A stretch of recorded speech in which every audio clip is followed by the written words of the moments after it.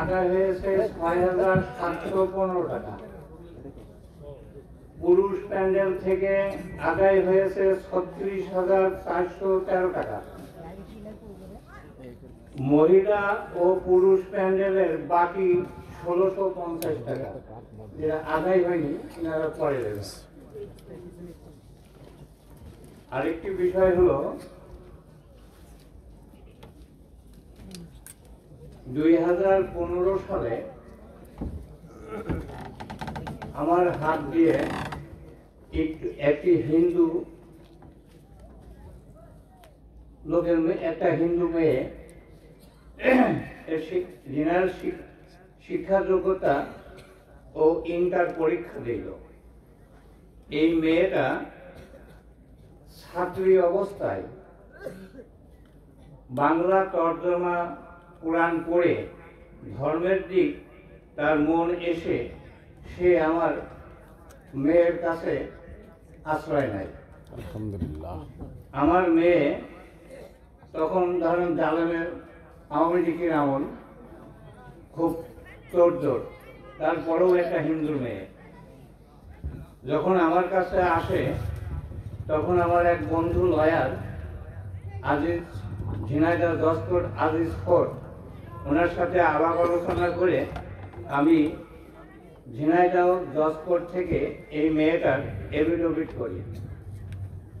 মেয়েটার ঠিকানা হলো এর গ্রাম গোপালপুর, পিতা শ্রী দিলীপ চন্দ্র দাস, মাতা অনিতা রানী দাস। এই মেয়েটা তখন আমার কাছে থাকা অবস্থায় এর মেয়েটা ওর মা বারবার ফোন করে বা অনেক কান্নাকাটি করে যে আমি অসুস্থ। তখন ওই মেয়েদের মন তো মায়ের কাছে দেখে যে ওর মা বসে বসে টিভি দেখছে, তখন ওরা এই মেয়েটাকে আটকায় ফেলে। এই মেয়েটার মতের বাইরে জোর জুলুম করে বিয়ে দিয়ে দেয়। এই বিয়ে দেওয়া অবস্থায় স্বামী খুব কড়া পাহারায় রেখে এই মেয়েটার একটি মেয়ে সন্তান হয়। কিন্তু এই মেয়েটা ইসলামী বই পুস্তক পড়ে, গোপনে নামাজ পড়ে, মুসলমান মেয়েদের মতো পর্দায় থাকে। এই দেখে দেখে ওর স্বামী কিন্তু ওকে বাদ দিয়ে দেয়। দেওয়ার পরে মেয়েটা খুব বিপদে পড়ে যায়। তখন আমি যখন এটাকে এফিডেভিট করি, কয়েক কপি ওর কাছে থাকে।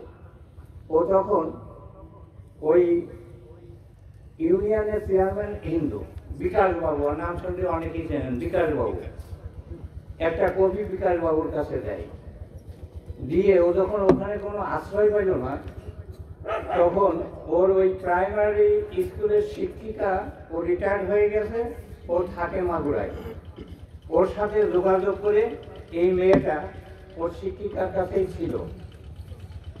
বেশ কিছুদিন থাকার পরে তখন ওই মেয়েটা আমার মেয়ের ফোন নম্বরে একদিন ফোন করে তারপরে আমার মেয়েটার কাছে আসে যে আপা, আমি তো খুব অন্যায় করেছি আপনাদের প্রতি, আমি এই কারণে এইভাবে আমার এই পর্যন্ত জীবনটা গেছে।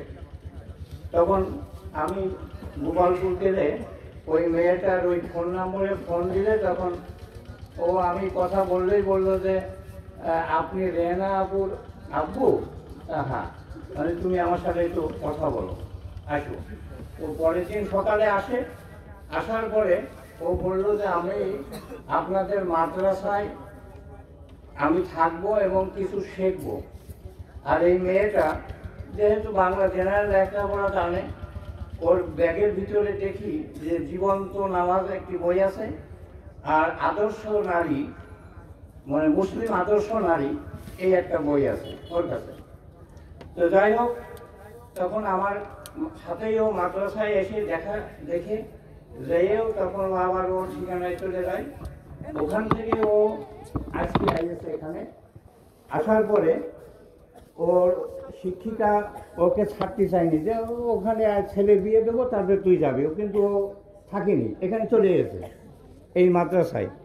এখন এই মেয়েটা আমার কাছে সে নিজেই বলেছে যে আমি মাদ্রাসায় থেকে কিছু শিখব, আমার জীবনের শেষ তো একটা কিছু আছে, তো ধ্যান চালিয়ে থাক, জন খেটে খাক, গরিব হোক, পূর্ণাঙ্গ ইসলাম মাইন্ডের একটা ছেলের সাথে আমার বিয়ে দেবেন, এই দাবি তার। এখন এই মেয়েটা বর্তমান আমার কাছে আছে, উনি কালকের থেকে মাদ্রাসায় থাকবেন। এবং চেয়ারম্যানের সাথে বললাম এই মেয়েটার আইডেন্টি কার্ড ওর মা পড়ায় ধরাইছে, আইডেন্টি কার্ড দেয়নি, এই বিষয়ে চেয়ারম্যানের সাথে কথা বললাম।